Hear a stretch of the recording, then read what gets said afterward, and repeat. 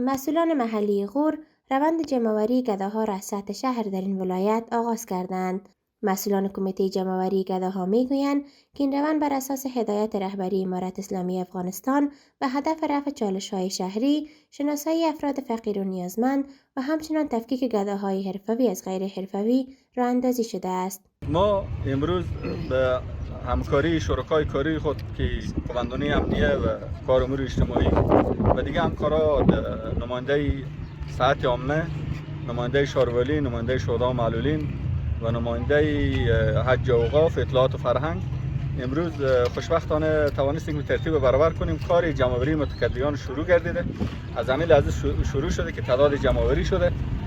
کار ان شاءالله رسمی شروع شده است که الله متعال توفیق می‌خوایم که کار به نحو آسان پیش شود تا آنکه تمام متقاعدان مرکز ولایت غور جمع‌آوری. هدف از جمع‌آوری رفع مشکلات داخل بازار میباشه و دیگه رسیدگی به مستحقین، کسانی که واقعا فقیر هستند، واقعا ضرورت دارن به اونها رسیدگی شود و کسانی که مستحق هستند از اونهایی که مستحق نیستند، متقاعدانی که حرفه‌ای هستند یا مشکلات جرمی دارن، از نوع باید تفریق شود و فرق شود تا آنکه به مستحقین درست رسیدگی شود. کار تا زمانی که پاک شه به کل شهر معظمی از متقاعدان از گدایان پاک شه به کل کار ان شاء الله ادامه داره. ترتیب کاری همینطور شده. به جلسه که ما بکردیم ما یار جمع‌آوری کنیم، بعد اون به اینجا جای محافظت داریم مراقبتشون میکنیم، بعد یار خانه هاش برده میشه و از مو ورثه‌ش پرسان کرده میشه تا اینکه خوب تحقیق شه که آیا اون شخص مستحق هست یا نیست. اگه مستحق نباشه یا حرفه‌ای باشه و اگه مجرم باشه ما به جرم و بعد به ارگان‌های عدلیه جزایی سپرده میشن که دوباره کار بعد در داخل شهر به توکل ود نکنن. از سوی هم شماری از گداها در شهر فیروزکوه میگویند که آنان مجبورند برای زنده ماندنشان از شهر و خانه‌های مردم گدایی کنند.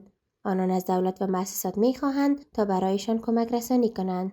نداریم، ولی مجبورم مثلا گدایی میکنم. روگای مسکینی که محتاجی نداریم. رفتیم واسه آرد چیزی جمع میکنیم. 10 سال نفوس هست. نوار خانواده کنم منم که میرم میارم.